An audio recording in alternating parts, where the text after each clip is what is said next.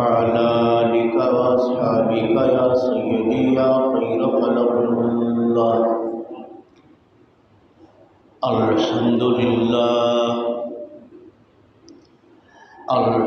لله نحمده ونصلي ونسلم على رسوله الكريم عليه وعلى آله وأصحابه وأهل بيته أجمعين. أما بعد فأعوذ بالله من الشيطان الرجيم. بسم الله الرحمن الرحيم. يا أيها الذين آمنوا اتقوا الله وكونوا مع الصادقين. آمنت بالله صدق الله مولانا العظيم وصدق رسوله النبي الكريم الأمين. وقال الله تعالى في مكان آخر: إن الله وملائكته يصلون على النبي يا أيها الذين آمنوا صلوا عليه وسلموا تسليما. اللهم صل على سيدنا ومولانا محمد وعلى آل سيدنا وأصحاب سيدنا ومولانا محمد وبارك وسلم عليه. وقال النبي صلى الله عليه وسلم: رب أشعث مدفوع بالأبواب لو أقسم على الله لأبره.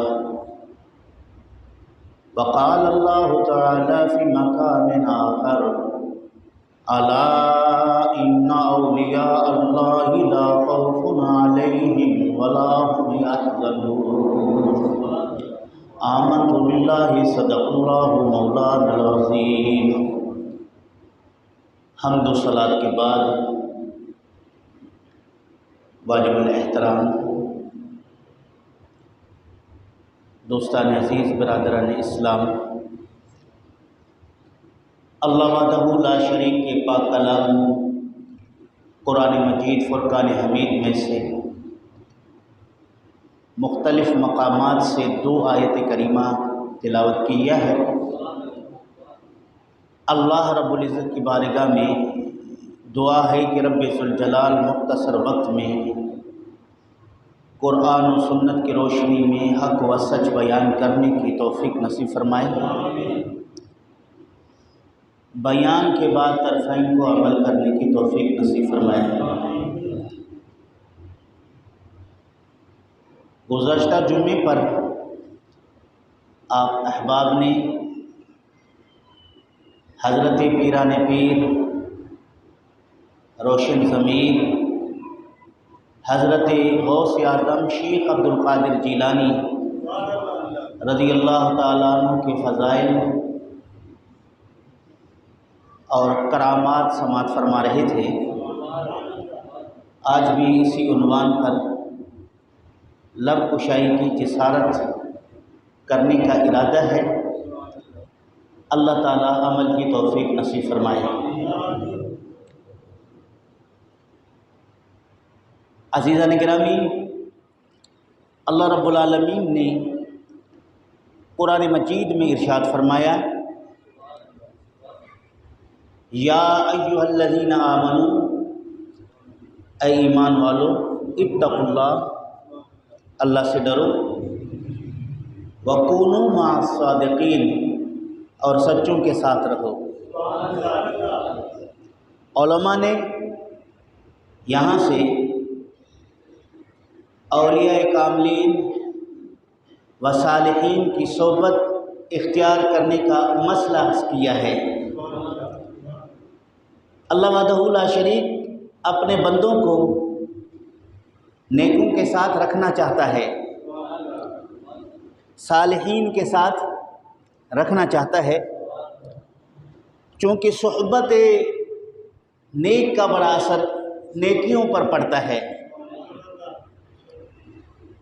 اور صحبت بد کا برا اثر انسان کے اعمال میں بدعملیوں کی صورت میں نمودار ہوتا ہے۔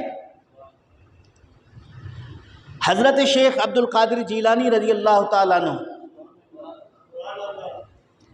اولیاء کاملین کے سردار ہیں، اعلیٰ شخصیت ہیں، اعلیٰ مقام پر فائز ہیں، جس کا اظہار آپ نے اپنے ملفوظات میں، اپنے قصائد میں بیان کیے ہیں، اور جس پر علماء کا اتفاق ہے، جس پر محدثین کا اتفاق ہے۔ حضرت غوث اعظم رضی اللہ تعالیٰ عنہ کی شخصیت وہ ہیں جن کی سیرت پر کثیر کتابیں لکھی جا چکی ہیں، جن کے کرامات کو علماء اہل سنت کے قد آور شخصیات نے بیان کیے ہیں۔ حضرت امام اعظم ابو حنیفہ نعمان ابن ثابت رحمۃ اللہ تعالی علیہ فقہ اکبر کے اندر ارشاد فرماتے ہیں، کرامات الاولیاء حق،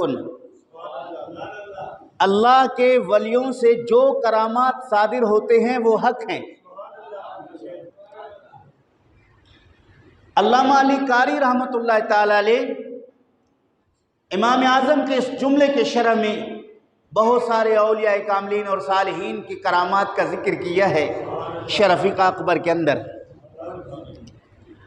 اور علامہ علی قاری رحمۃ اللہ تعالی علیہ نزہۃ الخاطر والفاتر کے نام سے حضرت غوث اعظم رضی اللہ تعالیٰ عنہ کے مناقب بیان کیے ہیں،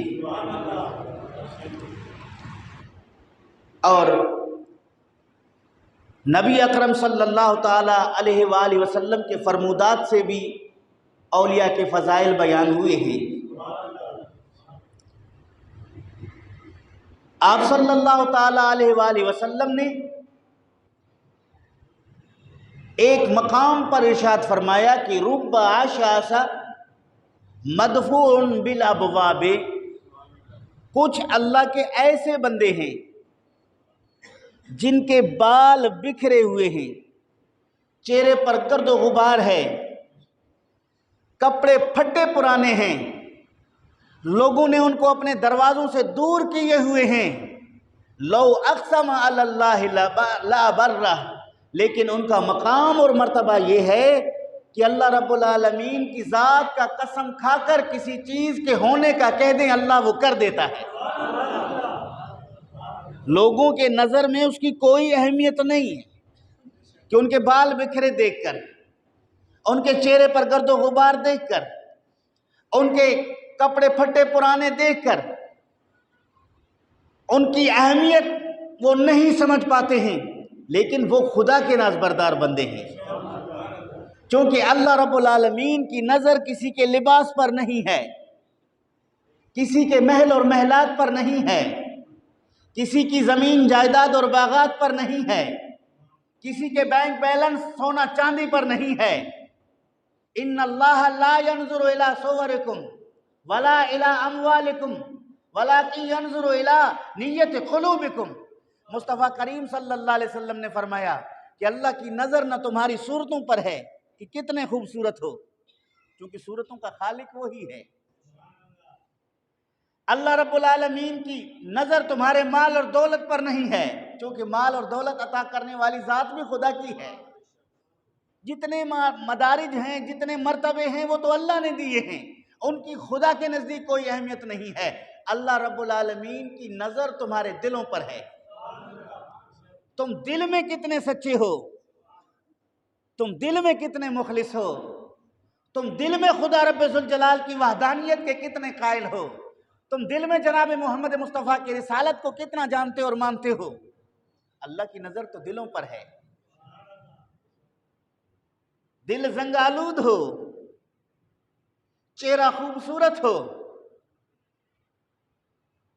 دل جو ہے گندگی سے آلودہ ہو اور بہت سارے دنیاوی شان و شوکت رکھتا ہو، دنیا والے تو اس کو کہیں گے کہ معزز ہے، کیا ہے؟ کپڑے اچھے پہنا اس لیے، معزز ہے، گاڑی اچھی ہے اس لیے، معزز ہے، مال زیادہ ہے اس لیے، لیکن اللہ رب العالمین کے نزدیک معزز ہونے کا معیار نہ لباس ہے، معزز ہونے کا معیار نہ گاڑی ہے، نہ زمین ہے، نہ باغات ہے۔ ان اکرمکم عند اللہ اتقاکم، جو اللہ رب العالمین سے زیادہ ڈرتا ہے، جو زیادہ متقی اور پرہیزگار ہے، اللہ رب العالمین قرآن میں سورہ حجرات میں بیان فرماتا ہے تم میں سے وہی اللہ کے نزدیک عزت والا ہے، وہی عزت والا ہے جو صاحب تقوی ہے، وہی عزت والا ہے جو اللہ سے ڈرتا ہے، وہی عزت والا ہے جو اللہ رب العالمین کی فرمان برداری کرتا ہے۔ بظاہر دنیاوی معاملات میں وہ کیسا ہی خستہ حال کیوں نہ ہو، لیکن اللہ نے ان کو تکریم عطا کیا ہے، اللہ نے اس کو اکرام عطا کیا ہے۔ ان اکرمکم، اکرم مبالغہ کا صیغہ، زیادہ مکرم، اور زیادہ مکرم ہونے کے معیار کو اللہ رب العالمین اتقاکم، تقوی قرار دیا ہے۔ تمہارا تقوی تمہارے زیادہ مکرم ہونے کا باعث ہے۔ اگر تم زیادہ مکرم بننا چاہتے ہو تو متقی بن جاؤ، زیادہ مکرم بننا چاہتے ہو خدا کے ہاں تو تقوی اختیار کرو، اگر زیادہ مکرم خدا رب ذوالجلال کا بننا چاہتے ہو اللہ اور اس کے رسول کے فرما بردار بن جاؤ۔ حضرت شیخ عبد القادر جیلانی رضی اللہ تعالیٰ عنہ صاحب تقوی شخصیت ہیں، متقی پرہیزگار شخصیت ہیں، عبادت گزار شخصیت ہیں، شب بیدار شخصیت ہیں، دینی معاملات میں اتنے سخت ہیں کہ شاید کوئی ہو، دینی معاملات میں اتنے سخت ہیں کہ شاید کوئی ہو۔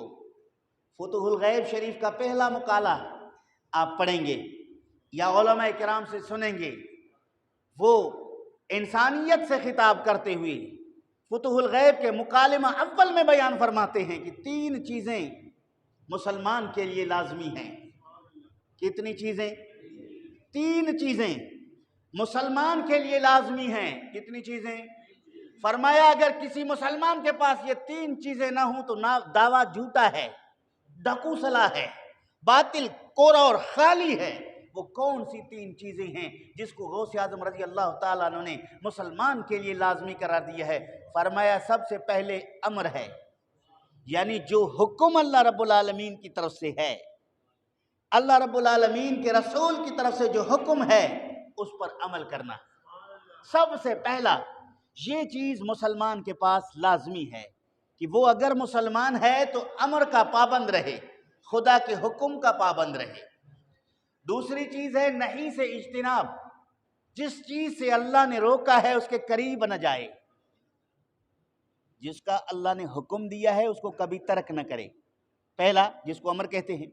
دوسرا جس سے اللہ رب العالمین نے روکا ہے کبھی وہ فعل کا ارتکاب نہ کرے، وہ کام نہ کرے جس سے اللہ نے اسے روکا ہے، جس کو نہیں کہتے ہیں۔ اس کے بعد فرمایا کہ تیسرا اللہ کی تقدیر پر راضی ہونا، خوشیاں دے تو بھی راضی، غمی دے تو بھی راضی، مال دے بھی تو راضی، مفلس رکھے تو بھی راضی، یعنی اللہ کی تقدیر پر راضی ہونا یہ مسلمان کے لیے لازمی ہے۔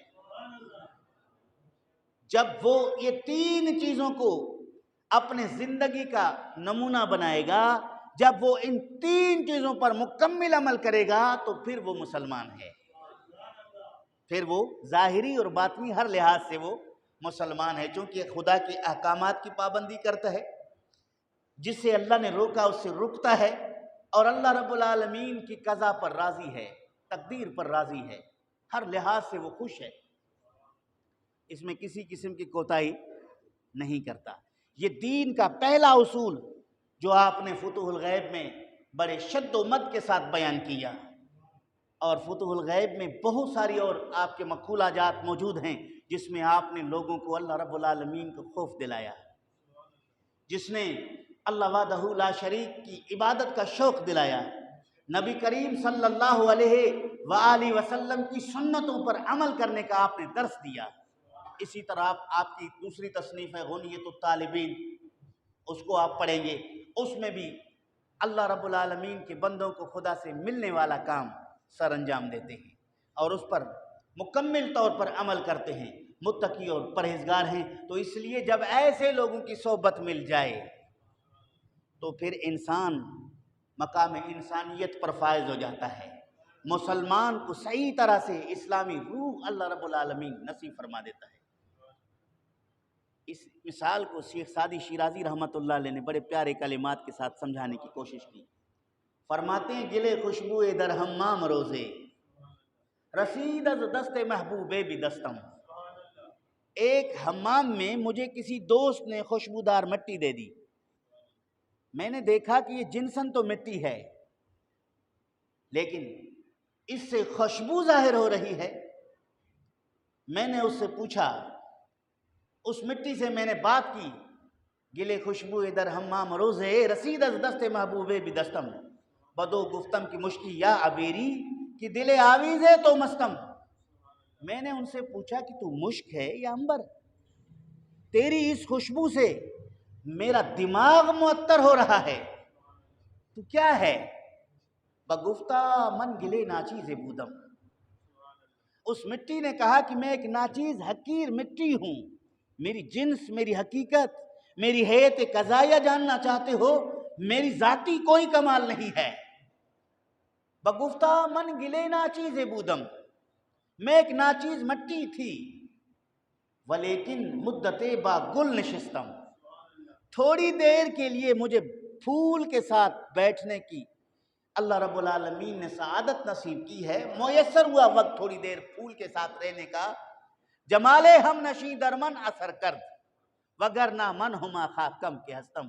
یہ جو خوشبو آپ محسوس کر رہے ہیں یہ میرے ہم نشین کا جمال ہے، یعنی وہ پھول جس کے پاس میں تھوڑی دیر کے لیے رہی ہوں، اس کا وہ جمال ہے جو میرے اندر سے ظاہر ہو رہا ہے، میرے اندر سے آپ کو محسوس ہو رہا ہے کہ شاید یہ میرا کمال ہے، میرا کوئی ذاتی کمال نہیں، یہ کمال یہ جمال ہے میرے ہم نشیں کا جس کی صحبت میں نے اختیار کی ہے۔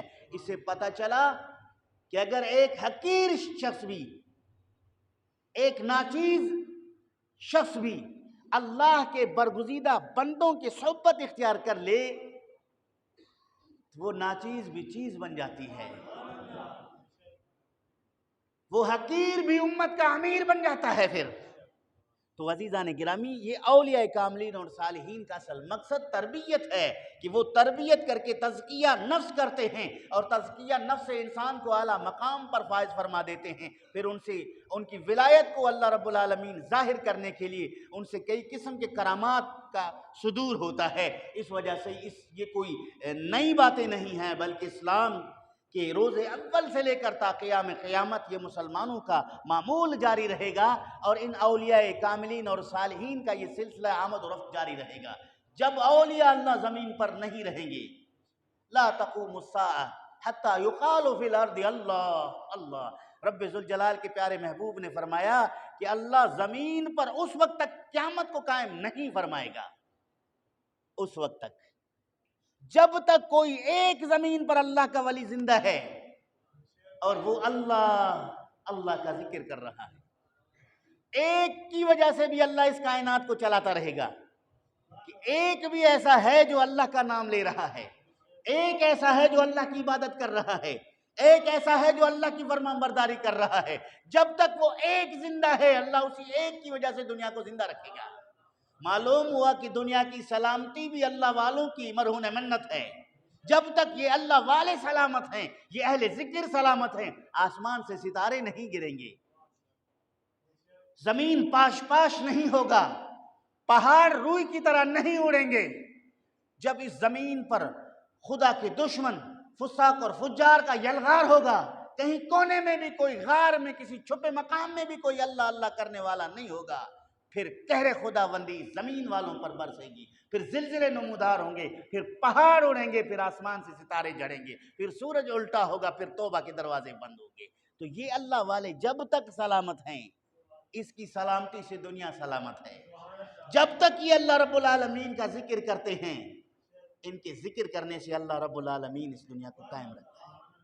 شیخ سعدی شیرازی رحمت اللہ تعالیٰ علیہ دوسری مقام پر فرماتے ہیں کہ شنیدم کی در روز امید و بیم بداراں بے نیکا بے بخشت کریم۔ فرمایا کہ میں نے سنا ہے شنیدم میں نے سنا ہے کہ قیامت والے دن، حساب و کتاب والے دن، اللہ تعالیٰ جل شانہ برے لوگوں کو نیکوں کی وجہ سے بخش فرما دے گا۔ لوگ برے ہوں گے لیکن اللہ بخش فرمائے گا۔ اس کے بخشش کا سبب اور وجہ جو ہے اللہ کے نیک بندے بنیں گے، ولی اللہ بنیں گے، صالحین اور کاملین بنیں گے۔ ان نیکوں کی صحبت کی وجہ سے اللہ تعالیٰ جل شانہ بروں کو بخش فرما دے گا۔ جب یہ شعر گلستان میں فقیر کے نظر سے گزرا تو شنیدم کا لفظ میں نے سنا ہے، تو شیخ سعدی پایا کہ مستند عالم ہیں، سنی سنائی باتوں کو عقیدہ اور نظریہ نہیں بناتے۔ یہ کہاں سے یہ بات شیخ سعدی کو سماعت میں آئی ہے؟ شیخ سعدی نے کہاں سے سنا ہے؟ احادیث کے ورق گردانی کرنا شروع کر دیا۔ مشکات المصابیح میں نبی کریم صلی اللہ تعالیٰ علیہ وآلہ وسلم کا یہ فرمان میری نظروں سے گزرا۔ رسول کریم صلی اللہ علیہ وسلم نے ارشاد فرمایا کہ قیامت کے دن اللہ وحدہ لا شریک حکم فرمائے گا کہ نیکوکار بدکاروں سے الگ ہو جائیں، پھر ایک طرف سے نیکوکاروں کی قطار بنے گی اور دوسری طرف سے بدکاروں کا قطار، اور اللہ تعالیٰ جل شانہ نیک لوگوں کو، صالحین کو، جن سے اللہ راضی ہے، انہیں حکم ارشاد فرمائے گا جنت میں داخل ہو جاؤ۔ کن کو حکم فرمائے گا؟ نیک لوگوں کو، جنت میں جاؤ۔ لیکن جائیں گے کہاں سے؟ گناہگاروں کے سامنے سے، گناہگاروں کے سامنے سے گزریں گے۔ جب یہ گزرنا شروع کر دیں گے، گناہگاروں کے صف میں سے ایک شخص باہر نکلے گا، اللہ کے کسی برگزیدہ بندے اور ولی کامل کے دامن کو پکڑ کر روک دے گا، پکڑ کے روک دے گا۔ یہ اللہ کا ولی اس کی طرف توجہ کرے گا، دیکھے گا کہ یہ کس نے مجھے روکا، کیوں روکا۔ جب اس کی طرف دیکھے گا تو وہ گناہگار آدمی جو جہنم میں جانے والے قطار میں ہے، وہ کہے گا اما تعرفنی، اے حضرت آپ مجھے نہیں جانتے، مجھے نہیں پہچانتے۔ حضرت ابھی جواب نہیں دیتے اسے کہ میں جانتا ہوں یا نہیں جانتا، خاموش اس کا چہرہ دیکھتے ہیں۔ وہ خود ہی کہتا ہے انا الذی سقیتک شربتا، ایک دن میں آپ کی بارگاہ میں حاضر تھا، آپ کو پانی کی ضرورت پڑی تو میں نے آپ کو پانی پلایا، میں نے آپ کو پانی پلایا۔ ایک روایت میں ہے کہ میں نے لوٹا بھر کے آپ کو وضو کرانے کے لیے آپ کی خدمت میں پیش کیا۔ یہ صحبت میں ایک گھڑی آپ کی خدمت کیا ہے اور آپ جنت میں جا رہے ہیں، اور میں یہاں جہنمیوں کے قطار میں کھڑا ہو کر دوزخ کی طرف جانے والا ہوں۔ خود اللہ رب العالمین کی بارگاہ میں میرے لیے دعا کریں، شفاعت کریں، درخواست کریں، اللہ مجھے بخش فرما دے۔ رسول کریم کے کلمات ہیں فَيَشْفَعُ لَهُ، اللہ کا ولی اس کی شفاعت کرے گا، فَيُدْخِلُهُ الْجَنَّةَ، اس کو اپنے ساتھ جنت میں لے جائے گا۔ خدمت کیا کیا ہے؟ ایک گلاس پانی پلایا یا ایک لوٹا پانی کا بھر کے دے دیا۔ اللہ کے ولی نے اس خدمت کو قبول کر کے اس کی شفاعت رب ذوالجلال کی بارگاہ میں کی۔ اللہ اپنے برگزیدہ بندے کی شفاعت کو قبول فرما کر اسے جنت میں بھیج دیا۔ پتہ چلا کہ نیکوں کی صحبت میں جانا یہ مفید ہے، فائدہ مند ہے۔ کیا فائدہ اتنا سفر کر کے فلاں علاقے میں جاتے ہو؟ یہ ذرا سوچ لیں، اس جملے کو دیکھ لیں۔ مصطفیٰ کریم صلی اللہ علیہ وآلہ وسلم اس کے فوائد بیان فرماتے ہیں۔ اللہ کے ولی تو بہت مقام ہے ان کا، وہ خدا کا قرب پائے ہوئے ہیں، اللہ رب العالمین نے ان کو وہ مقام اور مرتبہ عطا فرما دیا ہے۔ مسلمان کا نابالغ بچہ، کم سن بچہ اس دنیا سے چلا جاتا ہے، وہ بھی مفید ہے، وہ بھی فائدہ مند ہے۔ جنازے کی نماز آپ تقریباً تمام پڑھتے ہوں گے، بالغ کی دعا بھی یاد ہے تو نابالغ کی دعا بھی یاد ہوگی۔ نبی کریم صلی اللہ علیہ وآلہ وسلم نے نابالغ بچے کی دعا میں جو کلمات ہمیں سکھائے ہیں، اللہم اجعلہ لنا فرطا، اے اللہ اس کو ہمارے لیے فرط بنا، یعنی ہمارے لیے اس بچے کو ایسا بنا وہ وہاں جا کر ہماری بہتری کا کام کرے، ہمارے بھلائی کا کام کرے، ہمارے لیے بھلائی کے سامان اکٹھا کرے، اجروں و ذخرا، اے اللہ اس کو ہمارے لیے اجر کا ذخیرہ بنا، اور اس کو ہمارے لیے شافی بنا، شفاعت وجعلہ شافعا مشفعا، اس کو ہمارے لیے شفاعت شافی بنا، اور شفاعت کرنے والا وہ جس کی شفاعت قبول کی جائے۔ چھوٹے بچے کی دعا میں ہم یہ نہیں پڑھتے ہیں کہ اللہ ان کو بخش فرما دے، جیسے بڑے کی دعا میں پڑھتے ہیں اللہم اغفر لحینا و میتنا و شاہدنا و غائبنا و صغیرنا و کبیرنا، وہاں چونکہ وہ بالغ ہو کر کچھ نافرمانی کر کے جا رہا ہوگا، اس کی بخشش کی دعا کریں گے۔ ایک نابالغ بچہ، ابھی اس پر نہ نماز فرض ہے، نہ روزہ فرض ہے، نہ حج فرض ہے، نہ زکوٰۃ فرض ہے، ابھی وہ مکلف نہیں، اسلام کے احکامات اس پر جاری نہیں ہیں، اس لیے کہ گناہگار وہ ہوتا ہے یا تو وہ جرم کر لیتا ہے، یا تو وہ اللہ رب العالمین کی اطاعت نہیں کر کے نافرمان بن کے جاتا ہے، یہ دونوں گناہ کے پہیے ہیں، جبکہ نابالغ بچے پر یہ دونوں چیزیں ابھی لازم نہیں ہیں، یہ ان کا پابند نہیں ہے، تو یہ دنیا سے جا رہا ہے تو گناہوں سے پاک جا رہا ہے، تو ہم اس کے لیے دعا کرتے ہیں اللہ اس کو شافی بنا دے، اس کی شفاعت کو ہمارے حق میں قبول فرما۔ حضرت ام المومنین عائشہ صدیقہ رضی اللہ تعالیٰ عنہ سے روایت ہے، نبی کریم صلی اللہ علیہ وآلہ وسلم نے ارشاد فرمایا کہ جس انسان کے 3 بچے فوت ہو جائیں، کتنے؟ 3 بچے فوت ہو جائیں، اور ان بچوں کے وفات پر وہ صبر اختیار کر لے، اللہ تعالیٰ جل شانہ ان بچوں کو اس کے لیے ذریعہ بنائے گا کہ وہ بچے اسے جنت میں لے جائیں گے۔ حضرت ام المومنین نے سوال کیا یا رسول اللہ اگر کسی کے 2 بچے ہوں تو پھر کیا ہوگا؟ نبی کریم نے فرمایا ان 2 بچوں کے صدمے پر صبر کرے، اللہ اسے جنت عطا فرما دے گا۔ ام المومنین نے تیسرا سوال کیا اگر کسی کا 1 بچہ فوت ہو گیا ہو تو فرمایا اگر 1 پر بھی صبر کر لے اللہ رب العالمین اس کو جنت عطا فرمائے گا۔ ام المومنین نے ایک اور سوال کیا اگر کسی کا کوئی بچہ نہ ہو تو کیا ہوگا؟ اس کے لیے فرمایا انا لہا، اس کی میں شفاعت کروں گا، اس کی میں شفاعت کروں گا، یعنی مصطفیٰ کریم صلی اللہ علیہ وسلم نے فرمایا کہ اس کے لیے میں ہوں۔ تو پتہ چلا کہ مسلمانوں کے بچے بھی شفاعت کریں گے جب اللہ رب العالمین کے برگزیدہ بندوں کے مقام، فضائل اور کمالات پر گفتگو کی جائے تو شبہ نہیں کیا جا سکتا۔ تو اب سوال یہ ہے کہ ان کی صحبت اختیار کرنے کا حکم ہمیں اللہ رب العالمین نے دیا ہے۔ کس نے دیا؟ اللہ رب العالمین نے۔ یا ایھا الذین آمنوا اتقوا اللہ وکونوا مع الصادقین، ایمان والو اللہ سے ڈرو، سچوں کے ساتھ رہو۔ جب تم سچوں کے ساتھ رہو گے، سچوں کی صحبت کی برکت سے دین کے احکامات پر عمل کرنا آسان ہوگا۔ سچوں کے صحبت میں رہو گے، سچوں کے صحبت کی برکت سے گناہ تمہارے دلوں میں اللہ رب العالمین گناہ کے لیے نفرت پیدا کر دے گا، تم اس کے قریب نہیں جاؤ گے۔ معلوم ہوا کہ گناہوں سے بچنے کے لیے بھی اہل دل لوگوں کی خدمت میں جانا ضروری ہے، اللہ کی اطاعت اور فرمان برداری کے لیے بھی اپنے دل اللہ کے برگزیدہ بندوں کے حوالے کر لینا چاہیے۔ اس لیے مولانا روم نے بھی کہا صحبت صالح تو را صالح کند، صحبت طالح تو را طالح کند، نیک لوگوں کی صحبت سے تم نیک بن جاؤ گے، برے لوگوں کی صحبت سے تم برے بن جاؤ گے۔ ایک اور مقام پہ فرمایا تا توانی دور شو از یار بد، آخری شعر سنا رہا ہوں، تا توانی دور شو از یار بد، یار بد بدتر بود از مار بد، مار بد تنہا ہمیں بر جا زند، یار بد بر جانو بر ایمان زند۔ فرماتے ہیں کہ تم سے جتنا ہو سکے برے لوگوں کی یاری سے اپنے آپ کو دور رکھو۔ مولانا روم درس دیتے ہیں تا توانی دور شو از یار بد، یار بد بدتر بود از مار بد، کہتے ہیں کہ برے لوگوں کی یاری سے کالے سانپ کی یاری زیادہ خطرناک نہیں ہے۔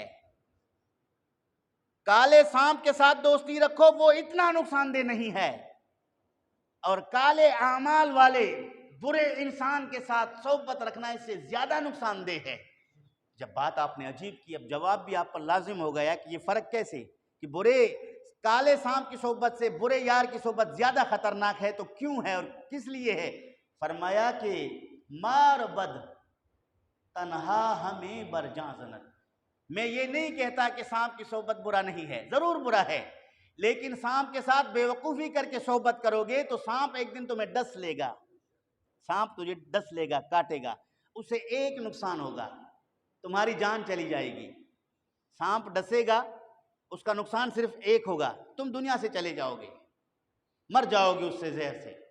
لیکن برے یار کے ڈنگ سے جان بھی چلی جائے گی، ایمان بھی چلا جائے گا، جان بھی ایمان بھی، یعنی وہ زیادہ خطرناک اس لیے ہے کہ اگر کسی قادیانی کی صحبت اختیار کرو گے جان کے ساتھ ایمان بھی ضائع، کسی بد عقیدہ بد مذہب کے ساتھ صحبت اختیار کرو گے، جان بھی ضائع تو ایمان بھی ضائع۔ اس لیے فرماتے ہیں کہ سانپ کی صحبت میں صرف یہ ہے کہ تمہیں سانپ کاٹ دے گا، تم مر جاؤ گے، ایمان کی دولت لے کر جاؤ گے، سلامتی کے ساتھ جاؤ گے، لیکن برے شخص کی صحبت سے ایمان اور جان دونوں گنوا بیٹھو گے۔ یہ ہے اہل اللہ کا درس۔ یہی درس مولانا روم رحمۃ اللہ علیہ کی طرح شیخ عبد القادر جیلانی رحمۃ اللہ تعالی علیہ غنیۃ الطالبین میں دی ہے، آپ کے مقالات اس پر موجود ہیں۔ تو معلوم ہوا کہ اولیاء کاملین اور صالحین کی صحبت ضروری ہے۔ صحابہ کرام رضوان اللہ علیہ مجمعین امت میں سب سے افضل ترین لوگ کیوں ہیں؟ زیادہ نمازوں کی وجہ سے نہیں، زیادہ روزوں کی وجہ سے نہیں، زیادہ حج کی وجہ سے نہیں، کس وجہ سے وہ اتنے بڑے اعلیٰ مقام پر ہیں؟ ایک شخص کو صرف ایک دن کا موقع ملا رسول کی بارگاہ میں، وہ سب سے افضل ہو گیا۔ ایک آیا نبی کریم صلی اللہ علیہ وسلم کی بارگاہ میں، کلمہ پڑھ کے مسلمان ہوا، اعلان جہاد تھا، وہ جنگ میں شریک بھی ہوا۔ جب جنگ میں شریک ہوا، جنگ کرنے کے لیے وہ میدان میں اترا، اس کے گود میں کھجور تھے، گود میں کھجور تھے، کھجور بھی کھا رہا ہے، میدان میں بھی اترا ہوا ہے۔ دو چار کھجوریں کھانے کے بعد دوڑتا ہوا رسول کریم کی بارگاہ میں آیا، عرض کرنے لگا یا رسول اللہ، اگر میں ان کافروں کے ساتھ جنگ کرتے کرتے مر جاؤں تو مجھے کیا ملے گا؟ نبی پاک نے فرمایا تجھے جنت ملے گا، تو شہید ہو جاؤ گے تمہیں جنت ملے گا۔ راوی کہتے ہیں وہ کھجوروں کے چند دانے اس کے گود میں تھے، پھینک دیا، یعنی دامن سے ہاتھ نکال لیے، کھجور نیچے گر گئے، تلوار اٹھا کے کافروں میں کود پڑا، اور ایک دو کو واصل جہنم کرنے کے بعد خود اللہ کو پیارا ہو گیا۔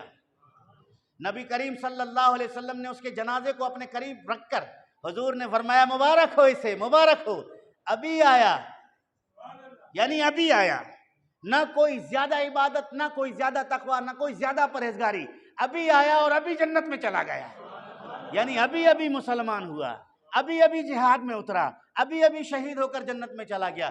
اس تھوڑے سے مختصر وقت میں اتنا اعلیٰ مقام پانے کا مطلب کیا ہے؟ مطلب یہ ہے صحبت مصطفیٰ کی برکت، نبی کریم پر جو نظر پڑی ہے اس کی برکت۔ اس لیے حضور فرماتے ہیں کہ میرے صحابی ایک مٹھی جو اللہ کی راہ میں خیرات کرے، ایک مٹھی وہ بھی جو اللہ کی راہ میں دے دے، اور صحابی کے علاوہ غیر صحابی احد پہاڑ جتنا سونا اللہ کی راہ میں خرچ کرے، وہ صحابی کے اس مٹھی کے ثواب کو نہیں پا سکے گا۔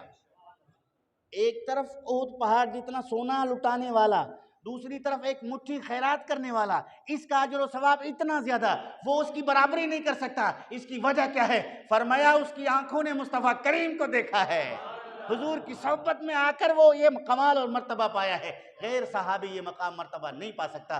معلوم ہوا کہ صحبت سے درجے بلند ہوتے ہیں، معلوم ہوا کہ صحبت میں بڑا کمال اور برکت ہے۔ اللہ تعالی ہمیں اہل اللہ کی صحبت نصیب فرمائے۔ وما